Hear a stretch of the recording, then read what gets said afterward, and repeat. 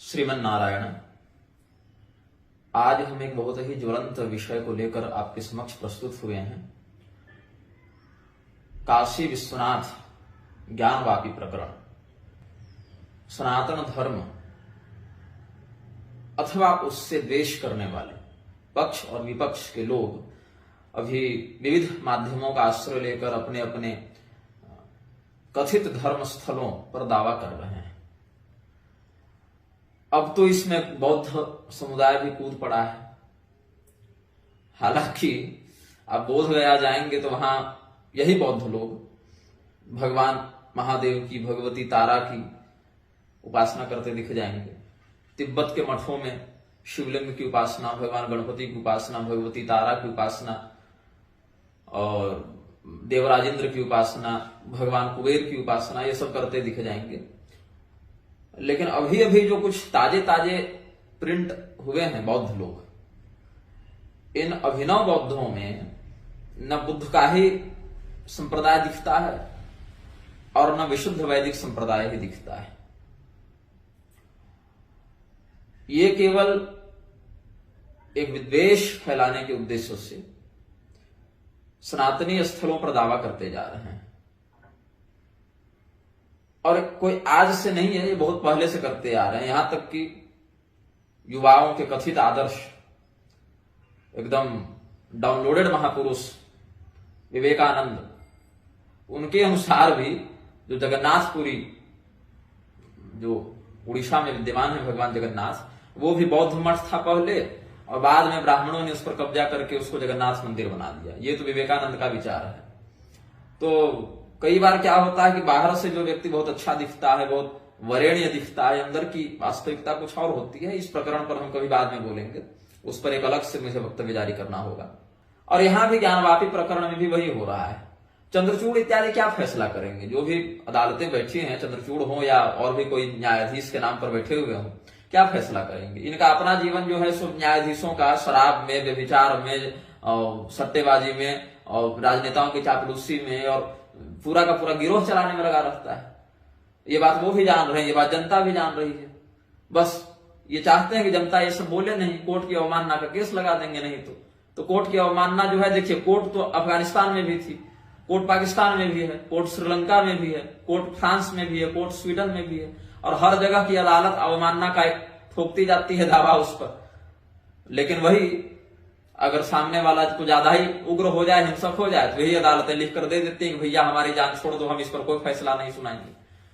तो है ना, रोटी डालो तो पूंछ हिलाएगा और नहीं करो तो काटने दौड़ाएगा। बस सिंह तो हैं लेकिन ग्राम सिंह हैं, यही समझना चाहिए। और अगर न्यायपालिका में रहकर, प्रशासन में रहकर कोई व्यक्ति सिस्टम के विरुद्ध जाना चाहे तो या तो उसको नौकरी से निकाल देंगे, या तो किसी चीज में फंसा देंगे, या तो उसके ऊपर 10 तरह के दबाव डालेंगे, पारिवारिक, सामाजिक, संवैधानिक, बहुत प्रपंच है उसके साथ भी। इसीलिए जो अच्छे लोग भी हैं वो कुछ कह नहीं पाते। तो ज्ञानवापी और कृष्ण जन्मभूमि पर हमने लेख लिखा था 1 वर्ष पूर्व भी और कुछ महीने पहले भी। तो अब हम जब लिखे लेख तो हम सार्वजनिक फेसबुक पर, अपनी वेबसाइट पर इत्यादि पर डाल देते हैं। लोग टेलीग्राम, व्हाट्सएप पर प्रसारित करते रहते हैं, अपने अपने ब्लॉग में भी छापते हैं। कुछ महानुभाव तो हमारा ही नाम हमारे ही लेख से हटा देते हैं, अपना नाम डाल देते हैं। और कुछ लोग तो साधारण नाम लिखकर करते हैं, कुछ लोग बिना नाम दिए ही छाप देते हैं।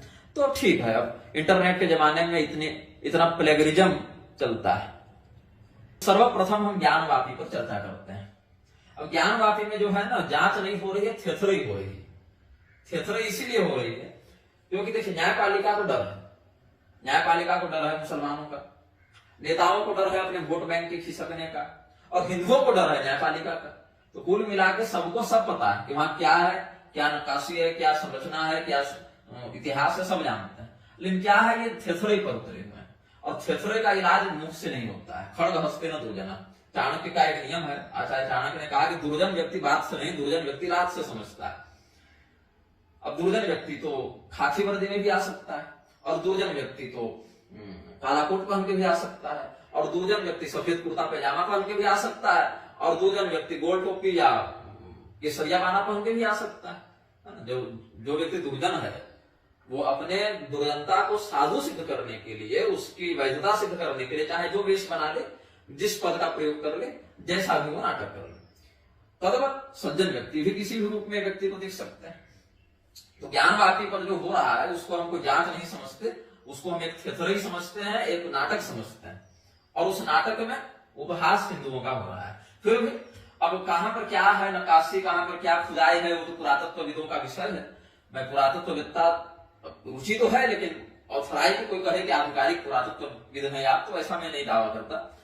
लेकिन शास्त्रगत दृष्टि से, चूंकि समाज में धर्म गुरु के रूप में हमारी प्रतिष्ठा है, लोग उस दृष्टि से देखते हैं, आशा करते हैं कि जो धर्म संबंधी समूह है, धर्म संबंधी जो आचरण करने वाले लोग हैं, वो आशा करते हैं कि जो भी व्यक्ति शास्त्र की दृष्टि से जो जानता हो वो बोले। तो ज्ञानवापी पर पहले चर्चा करेंगे। निर्गुण ब्रह्म जब सगुणावतार धारण करते हैं तो उद्भव, स्थिति, संहार, निग्रह, अनुग्रह संबंधित पंचकृत्य को संपादित करते हैं और क्रमशः हिरण्यगर्भ, विष्णु, शिव, दुर्गा, गणपति का स्वरूप धारण करते हैं। भृंगीरटी संहिता का वचन है, एकैव सत्य परमेश्वरस्य भिन्ना चतुर्धा व्यवहार काले या भिन्ना चतुर्धा विनियोग काले, दोनों पाठ वेद हैं। भगवान की एक ही शक्ति अलग अलग काम करने के समय अलग अलग स्वरूपों को धारण करती है। वहां 4 स्वरूपों की बात है। वहां संहार और निग्रह को साथ में जोड़ा है, क्योंकि मारकाट तो दोनों में होगी और नियंत्रण दोनों में होगा, दमन दोनों में होगा। तो 4 उद्भव, स्थिति, संहार, निग्रह और अनुग्रह, ऐसे करके वहां 4 में ही समावेश किया है। तो संहार परक क्रिया को संपादित करने के समय वह परब्रह्म शिव कहलाते हैं, शंकर कहलाते हैं, महादेव कहलाते हैं, रुद्र कहलाते हैं। हालांकि ईश्वर, शिव, रुद्र, शंकर, पशुपति, मृड, भव, ईशान, सर्व, सदाशिव, पिनाकी, ये सब बहुत से नाम और भगवान के वैसे स्वरूप लक्षण भी अलग अलग तंत्र शास्त्रों में, पुराणों में, उपनिषदों में वर्णन किए गए हैं। लेकिन यहाँ भगवान महादेव का जो समवेत स्वरूप है उसको हम लक्षित करते हैं। अब भगवान शिव की जो शाश्वत अधिपुरी है वो काशी है, प्रसिद्ध है भगवान शिव की नगरी काशी। अब ऐसे तो पूरा ब्रह्मांड ही भगवान शिव का है और भगवान शिव पूरे ब्रह्मांड के हैं, फिर भी एक प्रचलन है भगवान शिव का प्रेम, उनका अनुग्रह काशी नगरी के प्रति विशेष देखने को मिलता है। तो भगवान शिव के अलग अलग कल्पों में अलग अलग स्वरूप प्रकट हुए थे, जिनको एक साथ पंचवक्त्र रुद्र कहा जाता है या पंचवक्त्र शिव कहा जाता है। सत्योजात, वामदेव, अघोर, तत्पुरुष और ईशान। इन स्वरूपों का वर्णन वेदों में भी है, पुराणों में भी है, तंत्र में भी है ना, सब जगह है।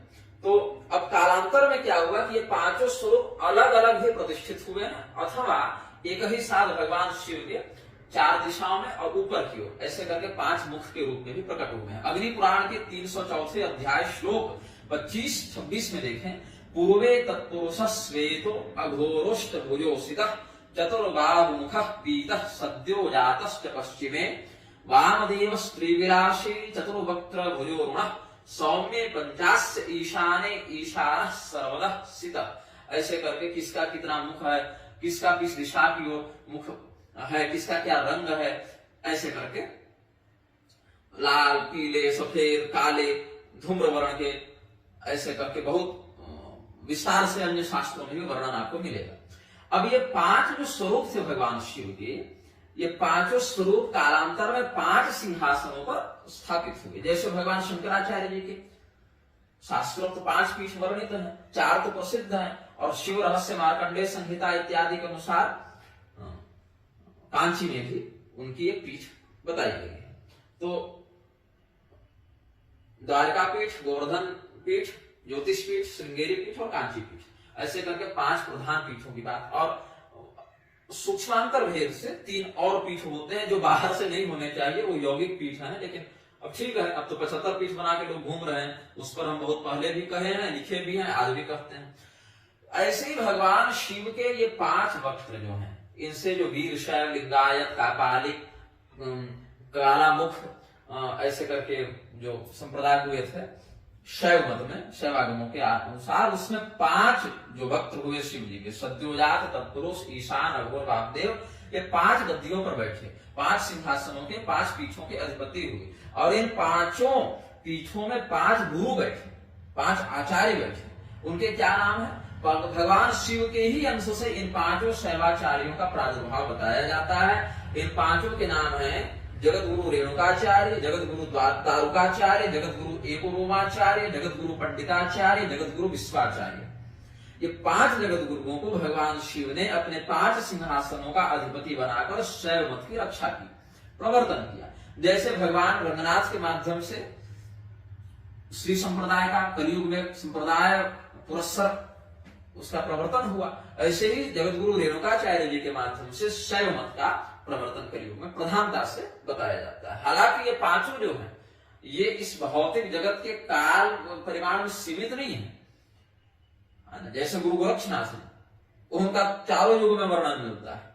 हनुमान जी, उनका चारों युगों में वर्णन मिलता है। निम्बारकाचार्य जी का भी जो मत है उनके संप्रदाय में कहते हैं कि वो तो शंकराचार्य जी से भी पहले हो चुके थे, बाद में उन्होंने अपने दूसरे रूप को प्रकट किया है। शंकराचार्य जी के विषय में भी अलग अलग काल में उनके आने का 5 बार तो है ना, कम से कम कृपा शंकर, आदि शंकर, कृपा शंकर, मूल शंकर, विद्या शंकर, चिदंबर शंकर, ऐसे करके शंकराचार्य जी के भी 5 बार अवतार शास्त्र में या परंपरा में लोग बताते हैं। बृहद्धर्म पुराण में भी कहते हैं कि बार बार शंकराचार्य जी आएंगे और अपने पिछले शरीर को मृत संजीवनी से पुनर्जीवित करेंगे और उसमें फिर अलग अलग स्तोत्र कवच आदि की रचना करेंगे। यही कारण है कि 8वीं शताब्दी से लेकर 5 ईसा पूर्व तक, शताब्दी ईसा पूर्व तक उनका वो कार्यकाल का प्रमाण मिलता जाता है, अलग अलग आचार्यों ने बताया है।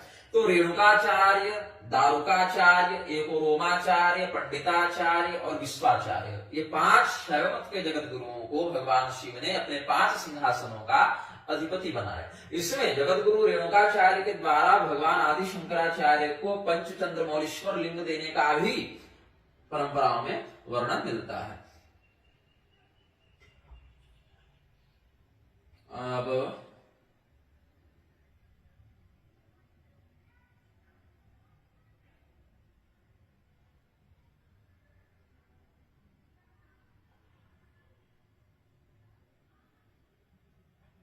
श्री चंद्र मौलीश्वर लिंगमस्मै सद्रत्न गर्भं गणनायकं च सविश्वरूपाय सुसिद्ध दत्तम दत्त्वा न्यगादिच्चिरमर्चयेति। इसमें गुरुवंश काव्य का मैं बता रहा हूं। स आचार्य अस्मै विश्वरूपाचार्याय सुसिद्ध दत्तम सुसिद्धेन रेवणा सिद्धयः योगिना दत्तम श्री चंद्रमौलीश्वर लिंगम सद्रत्न गर्भं सद्रत्नं माणिक्यं गर्भे यस्य स तथोक्तस्थं गणनायकं विघ्नेश्वरं च दत्त्वा चिरं बहुकालम् अर्चय पूजे इति न्यगादित अवोचत। ये उन्होंने कहा था। तो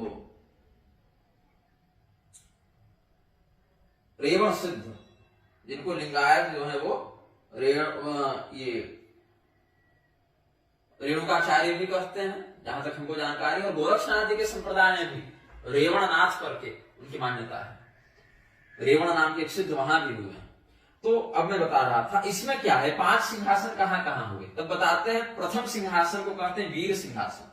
वीर सिंहासन कहां है? कर्नाटक के रंभापुरी में। अब मैं गया नहीं हूं कर्नाटक आज तक। कर्नाटक के रंभापुरी में वीर सिंहासन है। द्वितीय कौन है? उज्जैन, मध्य प्रदेश, उज्जैन नगरी, वहां पर सद्धर्म सिंहासन। और बाद में यही सद्धर्म सिंहासन अधर्मियों ने आक्रमण किया तो फिर नष्ट भ्रष्ट होने लगा था, तो फिर इसको वहीं कर्नाटक में स्थापित किया गया था, ऐसी हमें जानकारी है। तीसरा है वैराग्य सिंहासन, जो आंध्र प्रदेश के श्रीशैलम में है। चौथा है सूर्य सिंहासन। सूर्य सिंहासन उत्तराखंड के केदारनाथ में है। और 5वां है ज्ञान सिंहासन, जिसकी स्थापना उत्तर प्रदेश के काशी नगरी में है। ऐसे 5 सिंहासन। कौन? वीर सिंहासन, धर्म या सद्धर्म सिंहासन, वैराग्य सिंहासन, सूर्य सिंहासन और ज्ञान सिंहासन। ये 5 सिंहासन क्रमशः रंभापुरी, उज्जैन, श्रीशैलम, केदारनाथ और काशी नगरी यहां स्थापित किए गए थे। अब काशी क्या है? ज्ञान सिंहासन की नगरी है।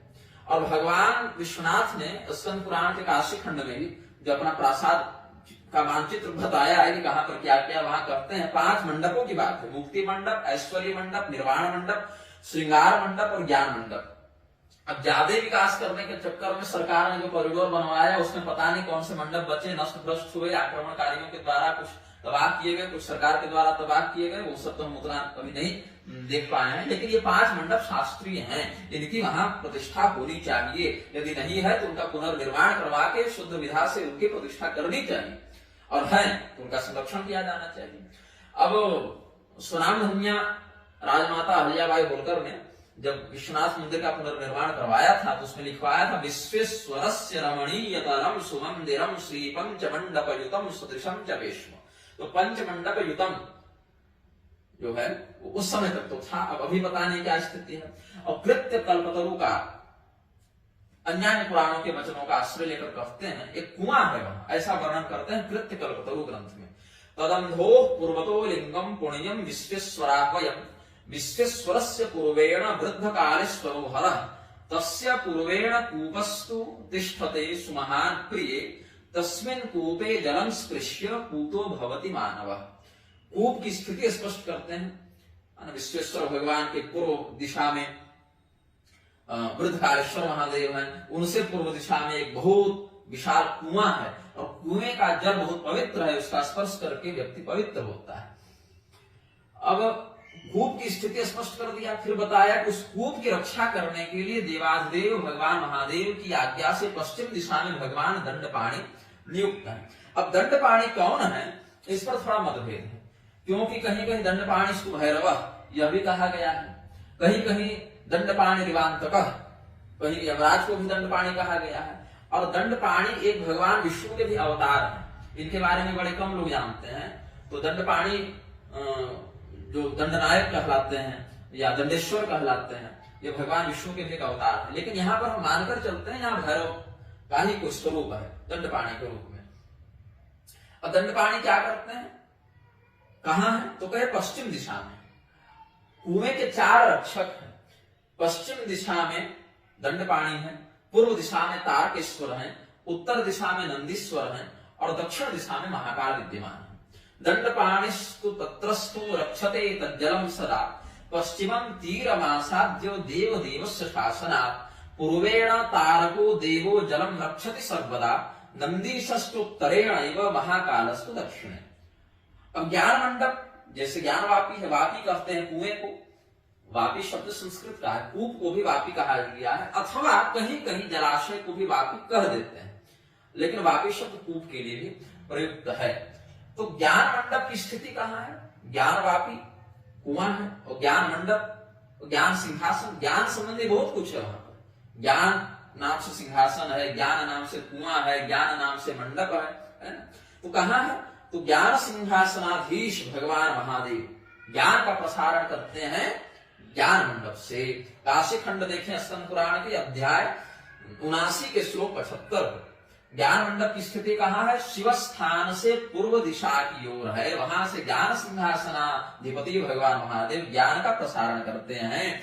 मत प्रासाद ऐन्द्र दिग्भागे, ऐन्द्र दिग्भागे, ऐन्द्र दिग्भाग मतलब पूर्व दिशा के अधिपति इंद्र है, तो इंद्र की दिशा की ओर मतलब पूर्व दिशा की ओर। ज्ञान मंडप मस्तियत ज्ञानम दिशामि सततम तत्र माम ध्यायताम सताम। अब क्या है कि हालांकि जो अब मैं प्रमाण देने जा रहा हूं वो कोई शास्त्रीय प्रमाण तो नहीं है, क्योंकि वो लक्ष्मी नारायण संहिता का प्रमाण है, और लक्ष्मी नारायण संहिता के लेखक कौन है, स्वामी नारायण संप्रदाय वाले कृष्ण वल्लभाचार्य। और कृष्ण वल्लभाचार्य कहते हैं कि मैं ही प्रकट भगवान हूं, अपने नाम के आगे प्रकट भगवान लिखते हैं। ये लोग खुद ही अपनी पूजा करवाते हैं, अपना मंदिर बनवाते हैं, लेकिन विद्वानों के रूप में इनकी प्रतिष्ठा है। सरकार तो यही लोग को आजकल बल्कि ज्यादा मान रही है, स्वामी नारायण को, इस्कॉन को, और सदगुरु को, जगदीश वासुदेव और शिरडी साईं को, यही सबको ज्यादा मान रही है। तो लो ही वहां से भी बता देता हूं, लक्ष्मी नारायण संहिता के कृतयुग संतान खंड अध्याय 514 श्लोक 3 से 12 तक देख लें। हालांकि ये कोई शास्त्र प्रमाण नहीं है, और उसमें आत्म प्रशंसा भी बहुत उन्होंने भरी है, कृष्ण वल्लभाचार्य जो अपने आप को प्रकट भगवान बताते हैं। लेकिन क्योंकि सरकार इन लोगों को प्रोत्साहन देती है, तो चलो वहां से भी देख लो कि वो लोग भी मानते हैं, भले वो लोग शैव नहीं है तो वैष्णव भी नहीं, लेकिन ठीक है मानते हैं। उसमें बहुत सारा है ना, अलग अलग तीर्थों का वर्णन है। तो कहते हैं 3 कूप का, ज्ञान वापी च कुंकुम वापी रोहण वापिका जलपायनाद भवे मुक्ति वापी त्रयं ही पावन, ऐसे करके। और तीन क्षेत्र हैं, कुरुक्षेत्र, हापकेश क्षेत्र, प्रभास क्षेत्र। तीन अरण्य है, पुष्करारण्य, नैमिषारण्य, धर्मारण्य। तीन पुरी है, वाराणसी पुरी, द्वारिका पुरी, अवंतिका पुरी। तीन वन है, वृंदावन, द्वैत वन और खांडव वन। तीन तीर्थ है, अग्नि तीर्थ, शुक्ल तीर्थ, पितृ तीर्थ। तीन पर्वत है, श्रीशैल, अर्बुदाचल और रैवत। तीन नदी है, गंगा, नर्मदा, सरस्वती। तीन वापी है, ज्ञान वापी, कुमकुम वापी, रोहण वापी।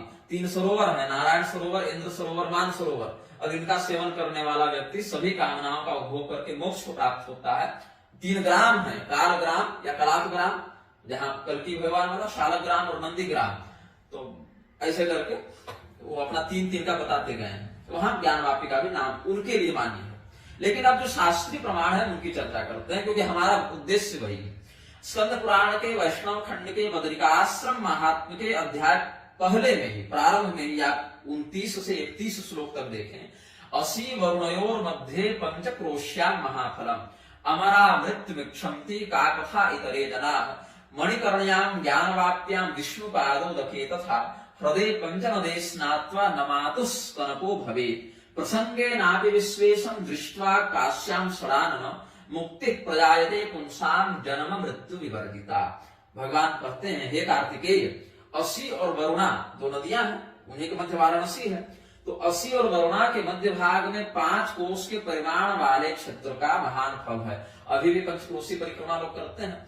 यहाँ देवता भी मृत्यु पाने की कामना करते हैं, अन्य सामान्य जनों की क्या बात करें। मणिकर्णिका, ज्ञानवापी, विष्णुपादोदक, गंगा और पंचनद सरोवर में स्नान करने के बाद व्यक्ति पुनः माता का स्तनपान नहीं करता, मतलब पुनर्जन्म नहीं होता। संयोगवश भी ऐसे भी, जिसको आजकल कहते हैं अटेंडम, प्रचलन में, काशी में संयोगवश भी भगवान विश्वेश्वर का दर्शन करें तो उनका जन्म और मृत्यु से छुटकारा देने वाला जो है मोक्ष उनमें उत्पन्न हो जाता है, मतलब उनकी मुक्ति हो जाती है।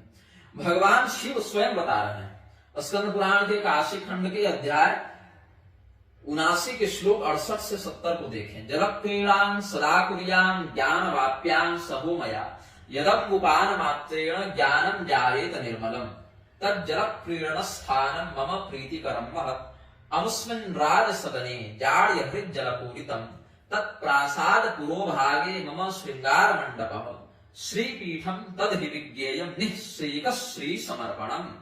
जिसके जल को पीने मात्र से निर्मल ज्ञान का उदय होता है, उस ज्ञानवापी में मैं उमा पार्वती के साथ सदैव जल क्रीड़ा करता हूँ।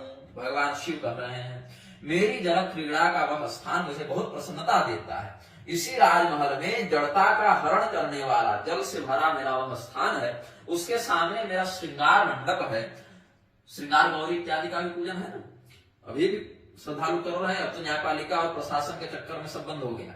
जिसे निर्धनों को धन प्रदान करने वाला श्रीपीठ समझना चाहिए श्रृंगार मंडप को।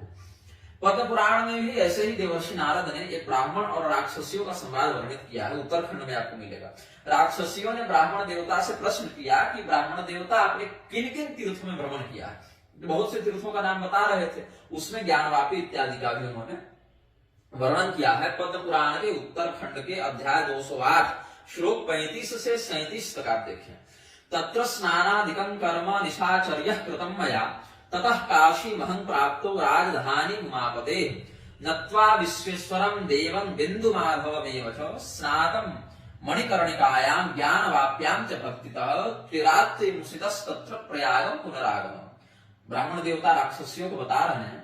अब देखिए, हर राक्षसी मारे काट नहीं करती है, कुछ अच्छी राक्षसियां भी हो जाती है ना। तो उनको बता रहे हैं कि हे राक्षसियों, मेरे द्वारा नाना तीर्थों में स्नान किया गया।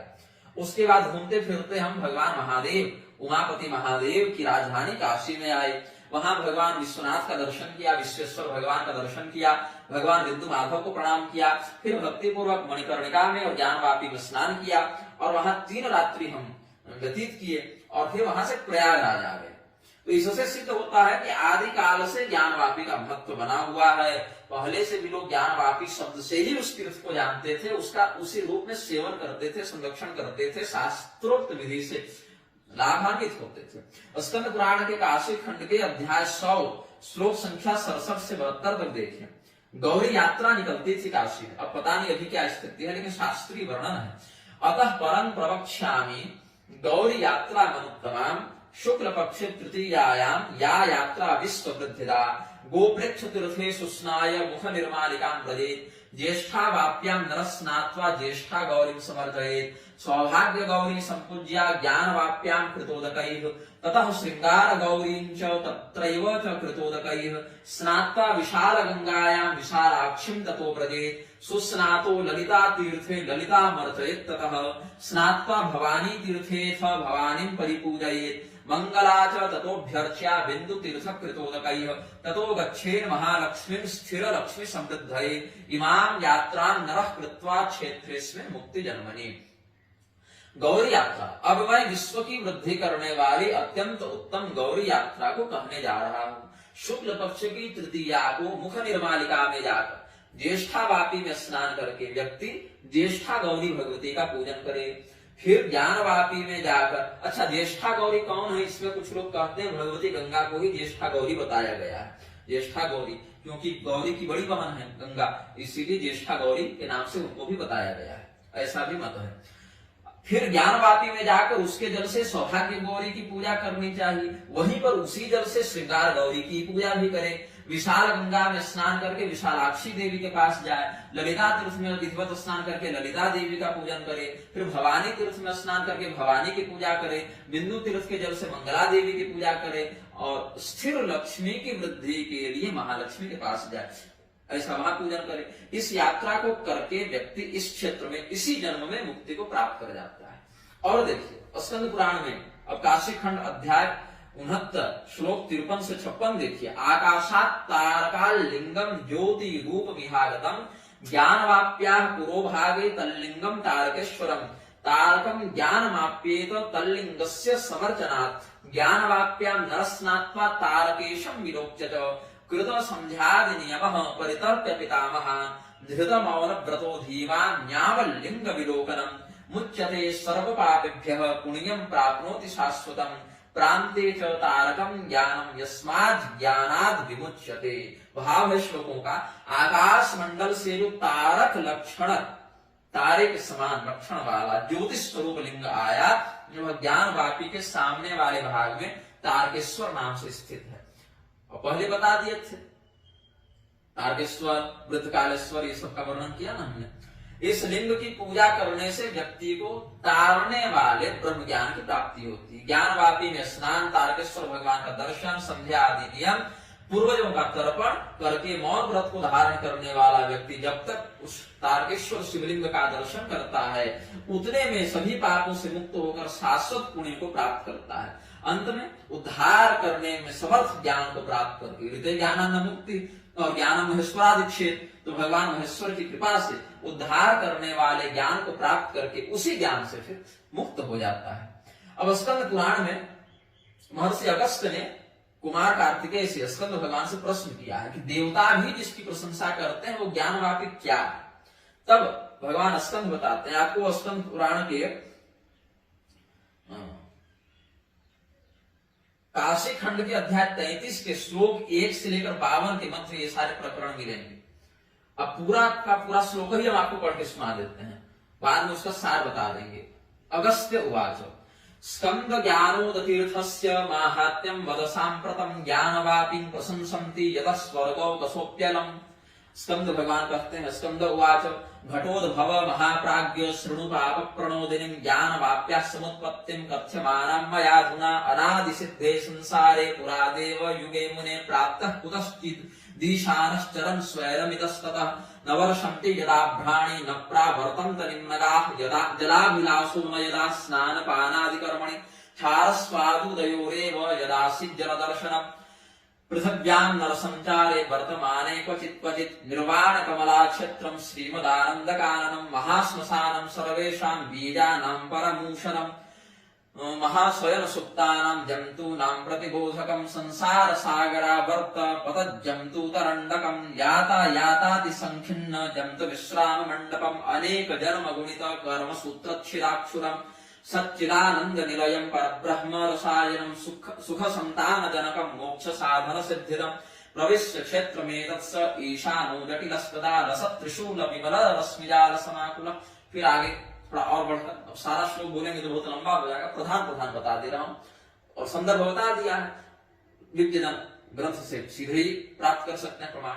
अस्येषानस्य तल्लिंगम दृष्ट्वेच्छेद्य भवत्तदा स्नपयामि महल्लिंगम कलशैः शीतलैर्जलैः चखान च त्रिशूलेन दक्षिणाशोपकण्ठतः कुण्डं प्रचण्ड वेगेन रुद्रो रुद्रवपुर्धरः पृथग्व्यावरणां महांसि निष्क्रान्तानि तदा मुने भूप्रमाणात् दशगुणैर्यैरियं वसुधाप्लुता तैर्जलैः स्नापयां चक्रे त्वत्स्पृष्टैरन्यदेहिभिः तुषारैर्जाड्यविधुरैर्जञ्जपूपौघहारिभिः सन्मनोभिरिवात्यच्छैरलच्छैर्व्योमवर्त्मवत् ज्योत्स्ना वधूज्ज्वलच्छायै पावनैः शम्भुनामवत् पीयूषत्स्वादुतरैः स्वस्परशैर्गवाङ्गवत् निष्पापधीवत् गम्भीरैस्तरलैः पापिशर्मवत् विजिताब्जमहागन्धैः पाटलामोदमोदिभिः अदृष्टपूर्वलोकानां मनोनयनहारिभिः। फिर थोड़ा और आगे का सहस्रधारैः कलशैः स ईशानो घटोद्भव सहस्रकृत्वस्नपयामास संहृष्टमानस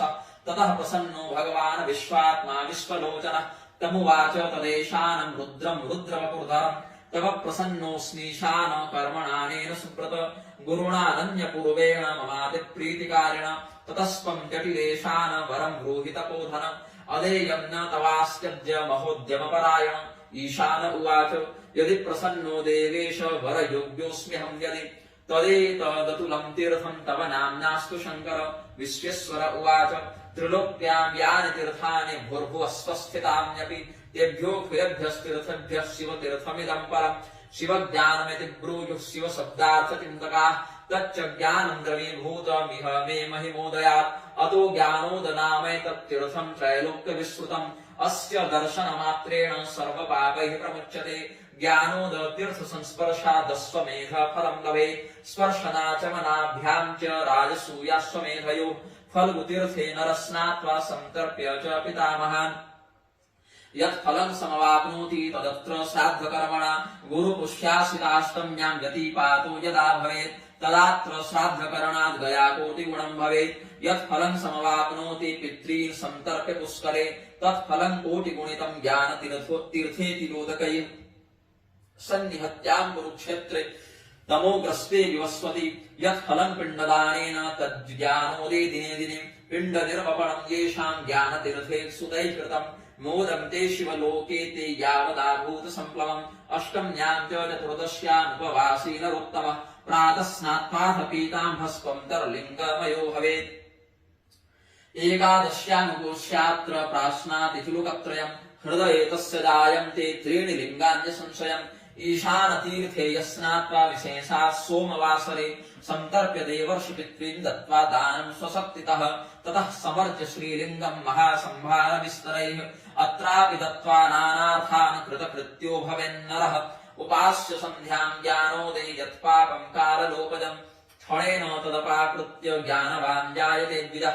शिवतीर्थमिदं प्रोक्तं ज्ञानतीर्थमिदं शुभम् तारकाक्षमिदं तीर्थं मोक्षतीर्थमिदं ध्रुवम्। स्मरणादपि पापो भो ज्ञानोदस्य क्षये ध्रुवम्। दर्शनात् स्पर्शनात् स्नानात् पानात् धर्मादिसम्भव डाकिनी शाकिनी भूत प्रेत वेदाल राक्षसाः ग्रहाः कुष्माण्डकोटिङ्गाः कालकरणीषु सुग्रहाः ज्वरापस्मार विस्फोट द्वितीयकचतुर्थकाः सर्वे प्रशममायान्ति शिवतीर्थजलेक्षणात्। ज्ञानोदतीर्थपानीयैर्लिङ्गं यस्नापयेत् सुधि सर्वतीर्थोदकैस्तेन ध्रुवं संस्नापितं भवेत्। ज्ञानरूपोऽहमेवात्र द्रवमूर्तिं विधाय च जाड्यविध्वंसनं कुर्यां ज्ञानोपदेशनम् इति दत्त्वा वरान् शम्भुस्तत्रैवान्तरधीयत। कृतकृत्यमिवात्मानं सोऽप्यमंस्तत्त्रिशूलभृत्।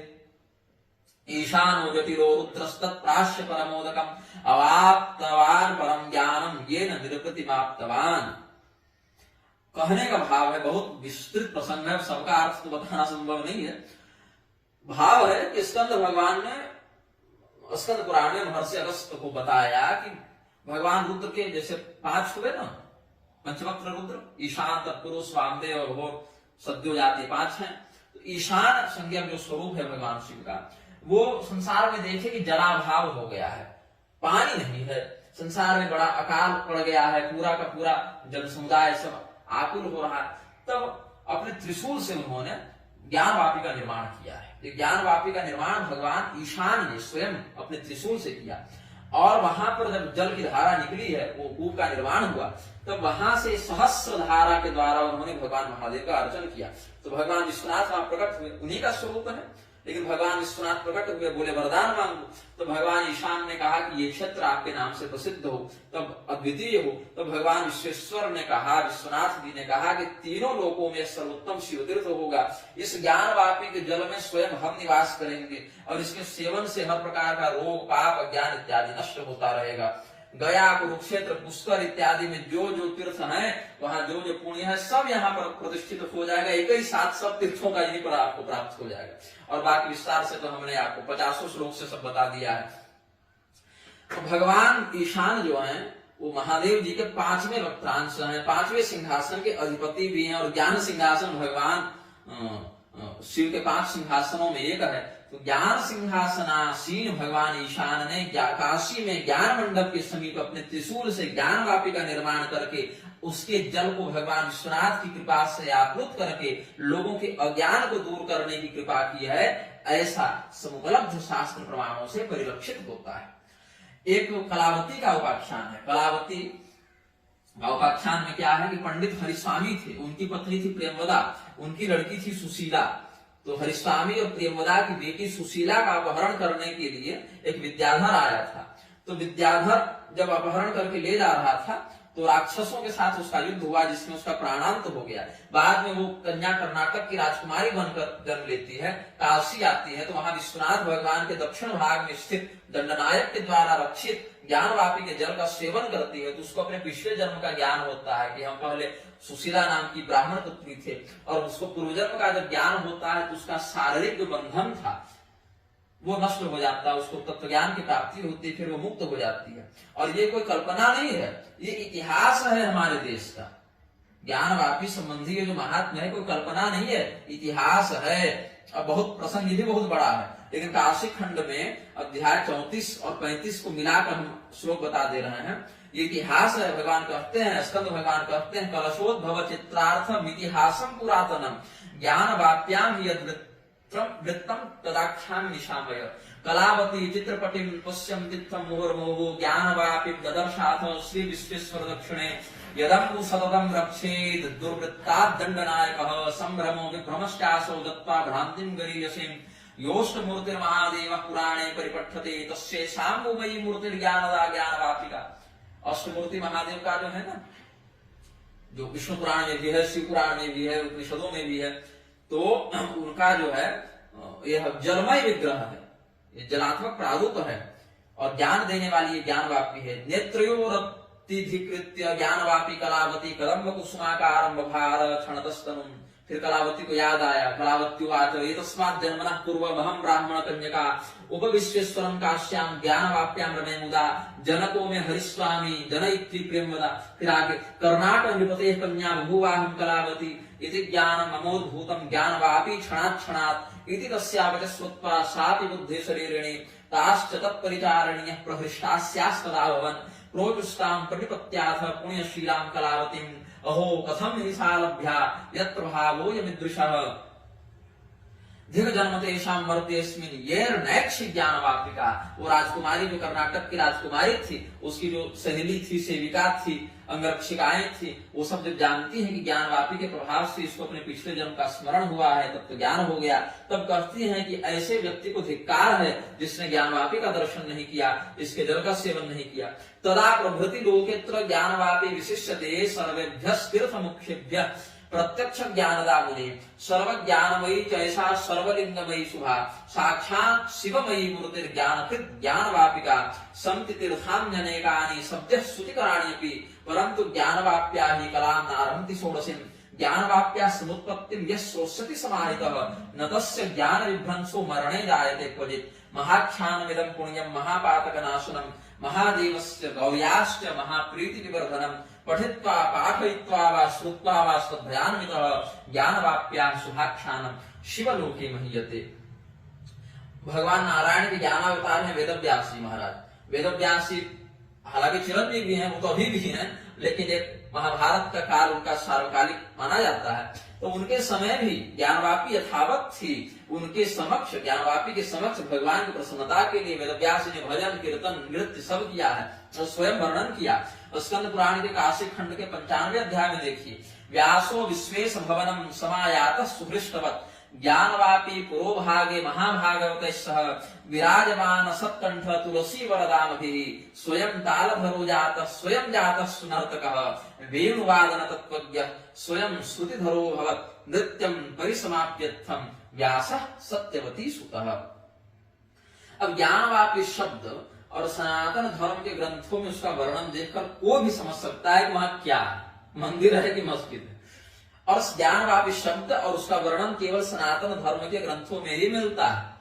कोई बौद्ध ग्रंथ में या इस्लाम के या ईसाई के या और किसी की किताब में ये नहीं मिलेगा। सामान्य बुद्धि का व्यक्ति भी देखकर यह समझ सकता है कि मंदिर का विध्वंस करके ऊपर से मस्जिद का आवरण चढ़ा दिया गया है।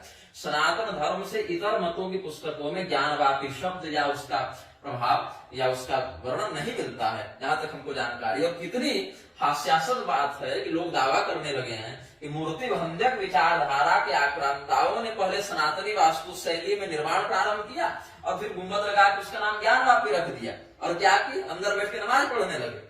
तो जिस शब्द का, जिस परंपरा का, जिस शैली का कोई संबंध उनके मजहब से नहीं। वहां भी ज्ञानम महेश्वरा दीक्षे, ज्ञान सिंहासन की नगरी काशी में भगवान विश्वनाथ के ज्ञान मंडप के पास विश्व को ज्ञान प्रदान करने के लिए ज्ञानवापी का निर्माण ज्ञान सिंहासनाधिपति भगवान ईशान के त्रिशूल के माध्यम से किया गया। इसकी उपयोगिता किसी भी शास्त्रज्ञ से और अच्छे निष्पक्ष इतिहासकार से छिपी हुई नहीं है। फिर भी कोई व्यक्ति भय से, लोभ से, हठ से या अज्ञान से सत्य को स्वीकार नहीं करना चाहता, तो इसमें सत्य का क्या दोष है। नो लूका सूर्य मिक्षते, उल्लू को सूर्य तो ऐसे भी दिखाई नहीं पड़ता। अब इसमें कुछ लोग क्या करने लगे हैं फेसबुकिया चक्कर में, जैसे कोरोना के समय नहीं, शिव पुराण में है कोरोना से रक्षा का कवच, ऐसे करके शिव पुराण के नाम से फर्जी कवच कोरोना काल में बना के घुमा रहे थे लोग। ऐसे अभी एक विष्णु पुराण में 23,000 साल पहले के विष्णु पुराण में ज्ञानवापी का वर्णन मिला, ऐसे करके वो मराठी में है, कोई दूसरा ही ग्रंथ है वो या ऐसा कुछ है, वो विष्णु पुराण में नहीं है। विष्णु पुराण में हमें ज्ञानवापी का वर्णन नहीं मिला है, जहां जहां मिला है वहां वहां हमने आपको बताया है। स्कंद पुराण में तो बहुत व्यापकता से, बहुत ज्यादा है, सारा का सारा करीब हम समझते हैं 100 से कम श्लोक तो नहीं बताए होंगे ज्ञानवापी के समर्थन में। अब जिसको मानना है वो मानेगा, जिसको नहीं मानना है उसके लिए तो कोई समाधान है नहीं।